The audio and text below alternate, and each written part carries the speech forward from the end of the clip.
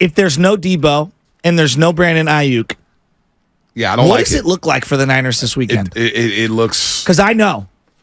It's going to be a nasty one. I think I have a template for what it looks like. I think it looks like the Christian McCaffrey show, where he's a guy you split out. He's a guy that you run the rock with. I think you have two running back situations where he starts in the backfield, moves into the slot, and becomes, your Deebo wide receiver type player at times. I think that you're going to get a lot of Eli Mitchell. To me, if Deebo is out and Brandon Ayuk is out, clearly you're going to go Ronnie Bell. Now the question becomes, is Juwan Jennings playing? Well, does that elevate Chris Conley?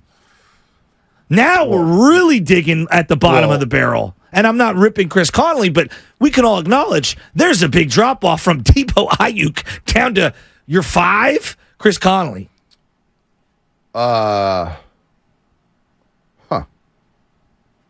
So, number one, the Christian McCaffrey show. I feel like it's been a Christian McCaffrey show for the first 3 weeks of the season. I would agree. This is a game where you guys get worried about McCaffrey late in games against Pittsburgh and the Rams. You don't have the luxury. This week is where I worry about, boy, you really want to give Christian McCaffrey 30-plus carries against the Arizona Cardinals to get him ready for the Dallas Cowboys? These are the games where I'm saying, I need Elijah, I need CMC, but I also may need a little Jordan Mason or TDP, a little change of pace with those guys. And we haven't seen them in a couple weeks. We haven't seen TDP take a carry this year. So this was the game where I didn't want a lot of McCaffrey. This was the game where I'm saying, hey, Brock Purdy, spread it all around to George Kittle, Brandon Ayuk, and Deebo Samuel. Yeah. Get Elijah Mitchell involved, get TDP involved, get Jordan Mason. This was the game I was looking forward to limiting the touches of Christian McCaffrey. And now if you got to go heavy Christian McCaffrey in this football game, where if you don't have Deebo, and I know Ayuk practiced yesterday. Here's the injury report from yesterday. Practice report, Juwan Jennings, shin, did not participate. Deebo Samuel, ribs, knee, did not participate. Now, limited. Brandon Ayuk was limited. Demetrius Flanagan fouls, limited. Dre Greenlaw, limited. Ambry Thomas, limited. So if I don't have those guys playing, limited, unlimited. I know there's a joke there. There's a joke there. I want to limit Christian McCaffrey.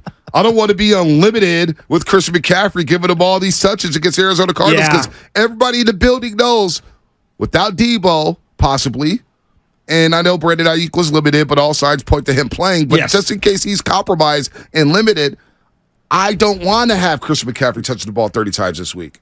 This year's team, what makes the offense more difficult to defend? A healthy Ayuk and no Deebo, or a healthy Deebo and no Ayuk? If I'm the other defense, pick your poison. But I think, I mean, we're picking up the slimmest margins. I think both are equally. I'm just looking at the offense last year without Deebo. They scored 37 against the Raiders. Yeah, now, I know the Raiders defense stunk. It scored 37. It's still 37. You didn't have Deebo. You scored 37 against the Commanders. You didn't have Deebo. Yeah. All right. And you went up to Seattle and you handled them pretty handily without Deebo Samuel. I've seen the Niners too much without Brandon Ayuk. I know. When they don't have Brandon Ayuk, it doesn't look like last week, even though they scored 30, it wasn't a pretty 30. No. So I would like to see both these guys get ready to go here, Deebo Samuel and Brandon Ayuk. By the way, shameless shout-outs. Line them up, 888-957-9570. Shameless shout-outs, 888-957-9570. That's coming up at 7:45. And you know the drill. If you're new to the program, you can shout out whatever you want to shout out. You want to shout out your laptop for working for 5 straight years? Please do it. It's your time to shout out anything you want. You want to shout out the shirt that you're wearing today. You want to shout out your golf game. You want to shout out, your neighborhood milkman. Your I don't know. League team. Your little league team. There you go. Your soccer team, your volleyball team. I'd definitely be. You want to shout out Brock Purdy. I'm very intrigued to see what Brock Purdy looks like in this setting. Not that he's not going to succeed or that I have any doubts about him.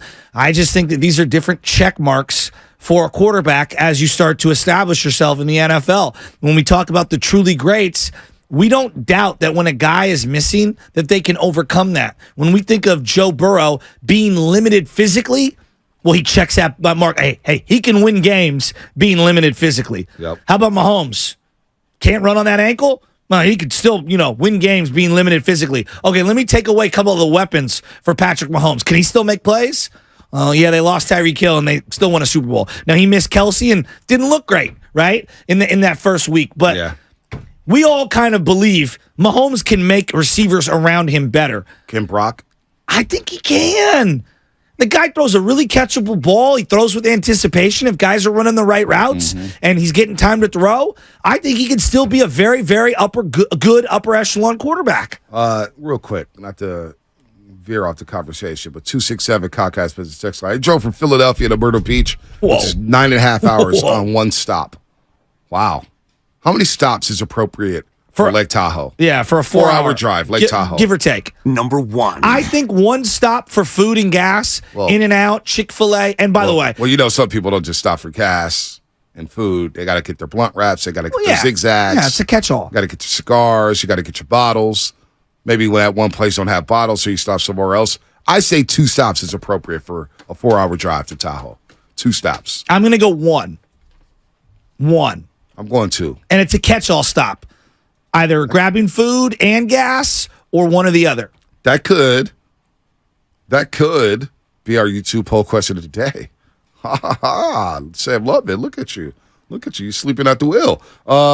Steve Kerr, 9 o'clock. Stats on fire, Rob Guerrero, 8 o'clock. Shameless shout-outs at 7:45. Can Brock Purdy make guys better around him? I'm sure he can. Can Shanahan scheme it up to make guys better around him? I'm sure he can.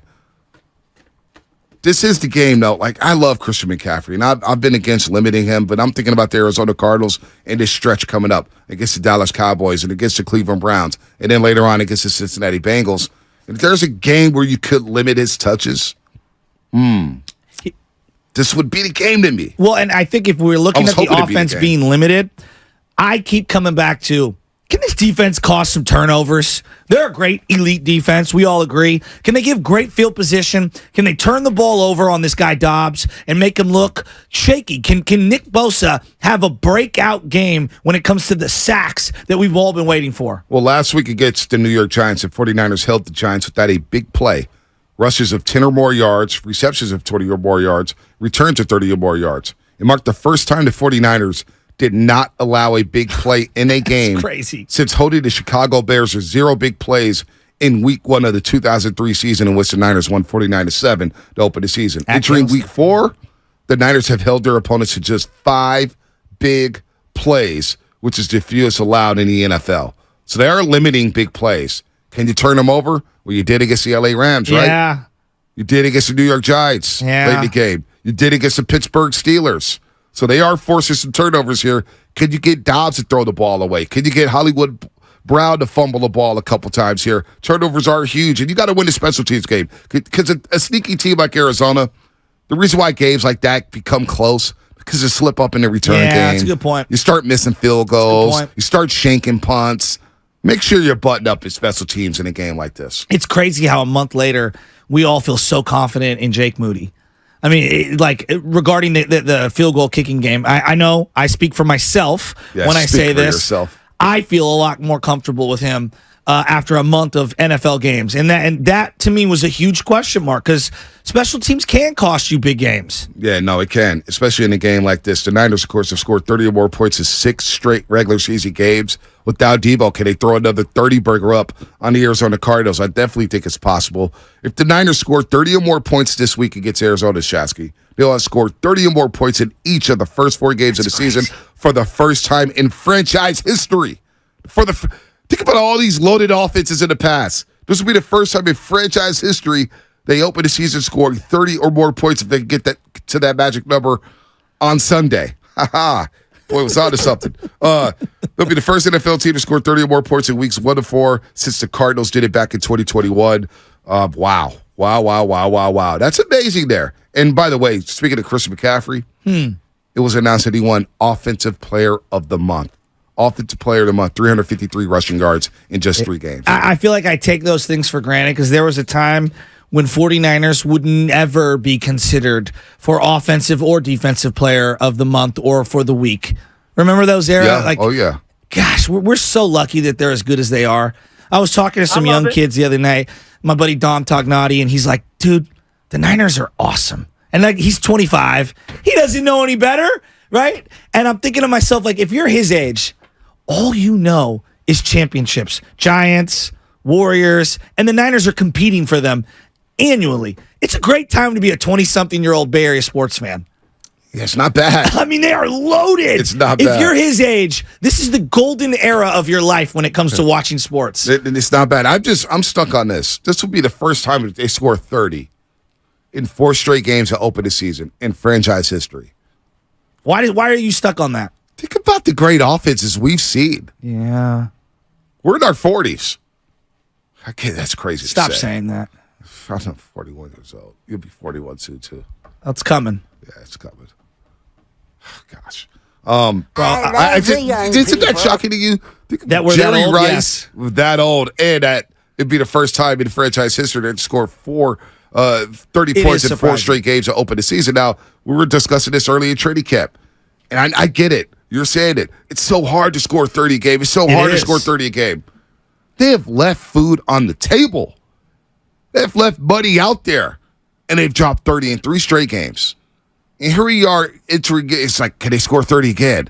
It'd be a franchise record considering all the great players, and all the great quarterbacks, all the great receivers, all the great running backs that have come through to San Francisco and worn that SF helmet. This would be the first time in franchise history, 4 straight games to start the season, score 30 or more. It'd be impressive. Well, we could talk a lot about personnel. I think it has a lot to do with the scheming of Kyle Shanahan. Think of how many times they've scored touchdowns on the first drive.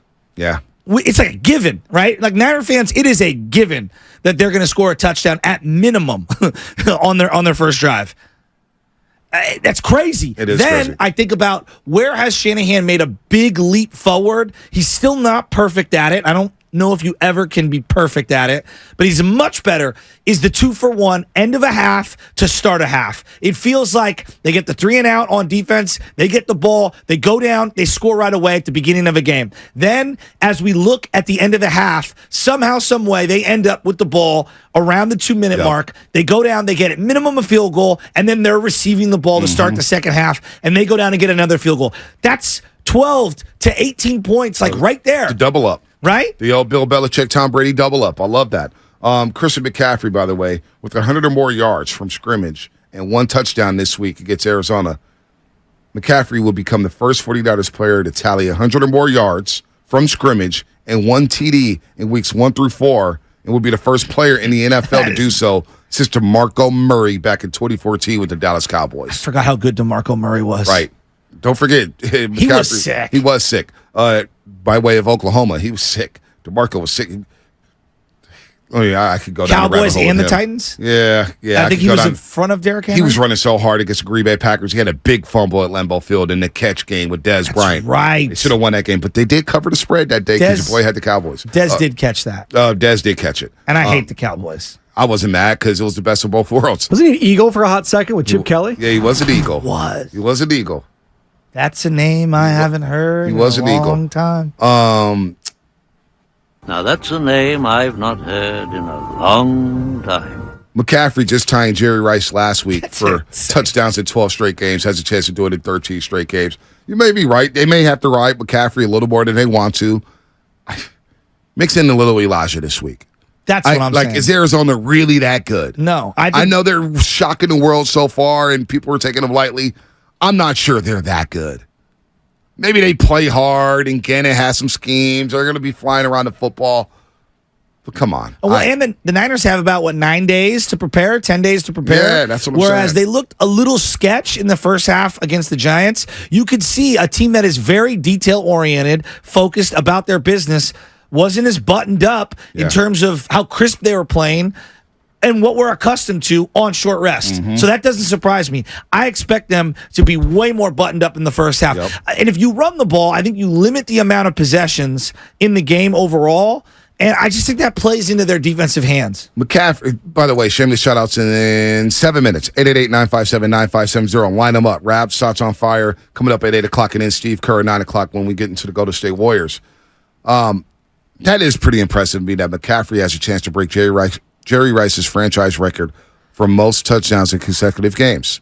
This will be the 13th consecutive game if McCaffrey was to hit Prater. When you think about the Fred Dean train, Freddie trade, excuse me.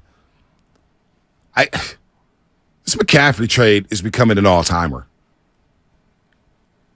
Like I can't think of many better trades. Like D Ford was good early on, then he got hurt, of course. What about just in the base sports? Anquan Bolden was a good trade. 6-rounder. That was a great trade. That was a great trade. He was good. Really good. Not as good as McCaffrey, but pretty damn good.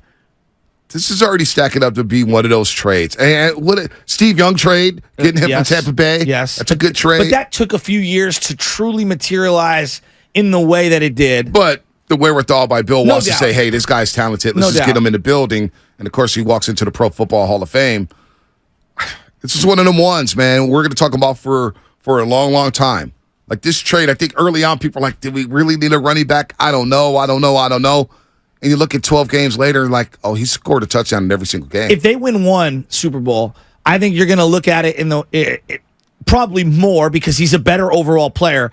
But the way the vibes changed and instantly all you could think of is that player as a lifetime Giant. When they traded for Hunter Pence, we know he played for the Astros and the Phillies. He's a Giant. Yep. Forever. And he fit the culture perfectly. And winning a championship as fast as he did, it was like, oh my God, he's one of us. And he's ingratiated himself to the community. That, to me, if they could win one, he's a better player than what Pence was in baseball. And I'm not diminishing. Doubt. Pence was freaking good. Baron Davis trade was really good. He's a top 10 weapon in the NFL.